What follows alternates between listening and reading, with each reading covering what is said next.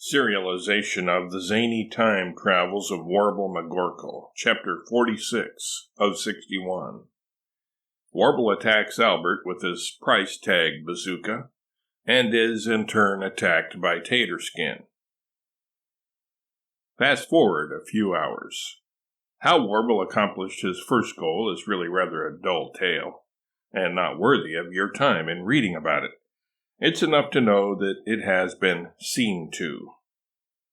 Now that I've set up the dollar as the sole legal tender for all debts, public and private, for all eternity, Warble congratulates himself, I can add a few finishing touches, some masterful flourishes and elegant grace notes, if you will, here and there.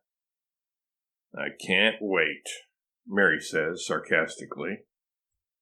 That's the spirit, Mary, Warble beams, disregarding Mary's tone of voice. I knew you had it in you. And I knew you had it in you, Warble, Mary replies. In fact, you're full of it. Be that as it may, Mary, Warble continues, unwilling to wander down that path. We can now jumpstart consumerism, and fittingly earn ourselves a pocketful of boodle in the process. Don't tell me you're going to send everyone in America a tax rebate and ask them to invest it in government bonds, Marianne says. Not a bit of it, Warble answers. In fact, we're going to a time before there was an America, and to the land of precision and industriousness. Japan? Comfy guesses? No, you ignoramus, Warble corrects. Germany, of course. In Japan, he adds, all they do is play around with flowers, write terrible poetry, and eat raw fish. They're too indolent to even cook their seafood. No, those people are a hopeless case when it comes to being productive and making high-quality consumer goods. To make a short story, perhaps a smidgen longer than it has any justifiable right to be, Warble and company traveled to Germany in the year 1717. Warble just picked a neat-sounding year at random, and handed over, at a bargain price, copies of the blueprints for Fulton's steamboat, Whitney's cotton gin, and Ford's assembly line, and 2 shakes of a lamb's tail, roughly equivalent to 3 pendulum-like swishes of a horse's tail, or 4 elliptical swings of a fly-harassed cow's head. The Germanic tribes reinvented themselves as an economic miracle, a manufacturing mega-monolith, and Europe's economy was soon a raging inferno, burning white-hot. Warble has one more idea to implement before he rests from his works regarding this episode of history re-engineering. He wants to institute a standard price for everything in the known universe and make it mandatory, punishable by many gruesome fates far worse than death, to comply. His plan? Minnie Pearl was a visionary, revolutionary genius, he informs his fellow travelers. She really knew how things should be and set the example herself, even when she was fighting an uphill battle, swimming upstream, bucking the trend, and being laughed at for her troubles and self-sacrificing spirit. Soundtrack note, John Henry by Roy Clark. You mean everyone should greet everyone else with a boisterous and high-pitched howdy, Warble? Albert asks. Boy, howdy, are you dumb, boy, Warble complains, screwing up his face as if pure lemon extract had been squirted into one or both of his eyes. I was referring to the price tag on her stylish hat. You should never consider anything you own as a permanent possession, Warble continues. Everything is for sale at the right price, and to save precious time and the heartbreak of pointless haggling, everything should be marked with the price tag. This will grease the wheels of commerce, and inter-consumer transactions will proceed at a breakneck pace. I buy her hat, she buys your lawnmower, you buy my worn-out socks, and everybody makes money.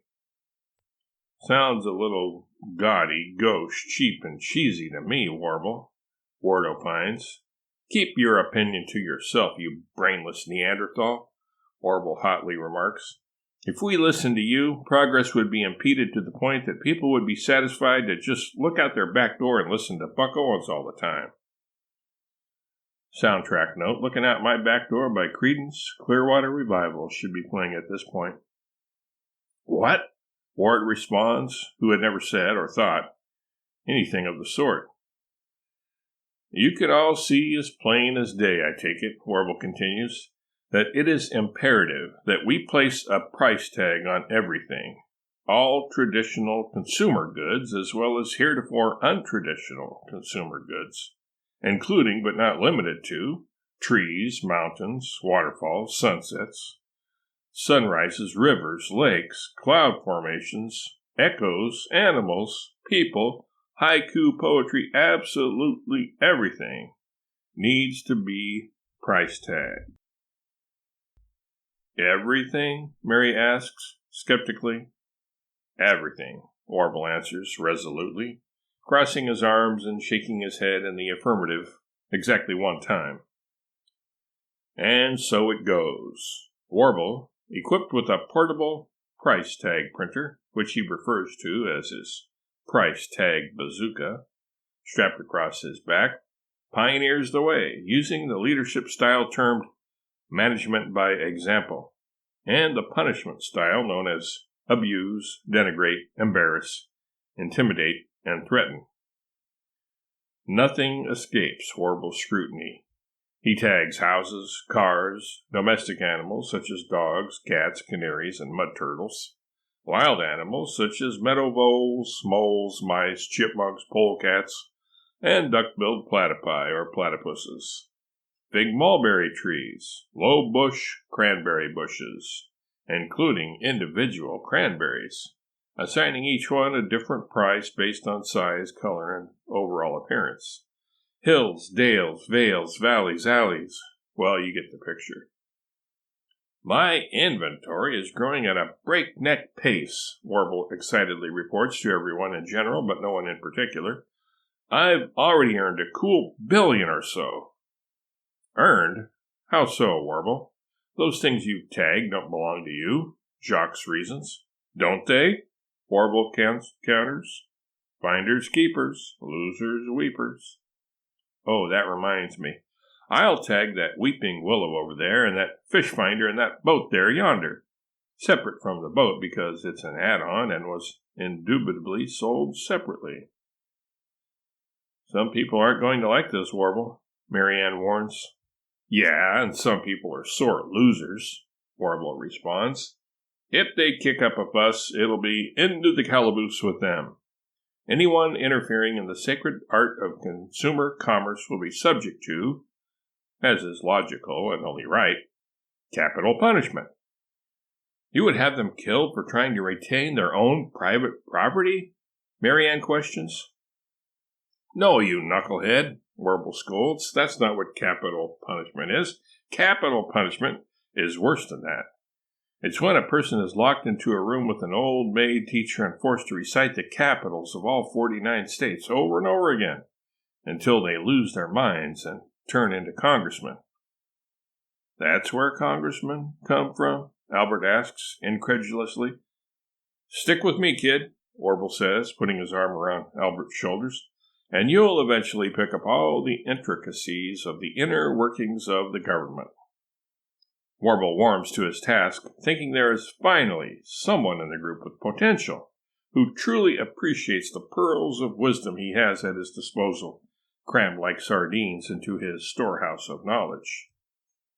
Here's an interesting one for you, Albert, Warble says.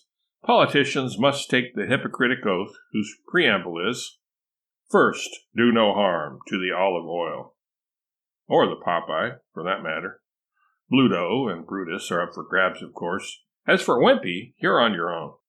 Now the postamble of the Hippocratic Oath is, kick them when they're down and pulverize them once they're unconscious. So, how long have you been in politics, Mr. McGorkle? Albert meekly asks, fearful of antagonizing our protagonist. Me? I'm not in politics. What makes you think I, of all people, would be in politics, Albert? I wouldn't qualify for the post.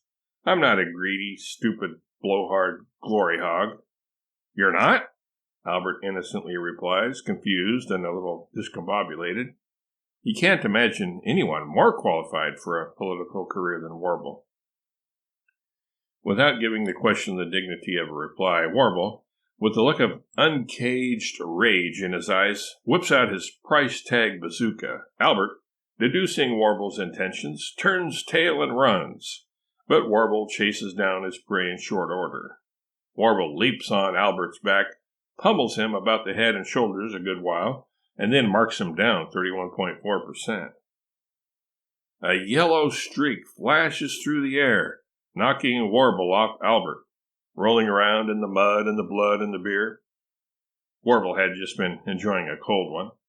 Warble and Taterskin engage in a wrestling match of epic proportions. Each time Taterskin lunges at his throat, Warble fends him off with one arm while marking his price down with the other. Soundtrack note, A Boy Named Sue by Johnny Cash.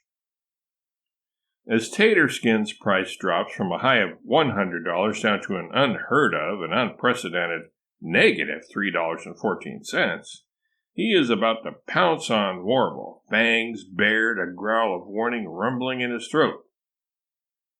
Albert picks himself up, dusts himself off, looks down at Warble, and then at his dog.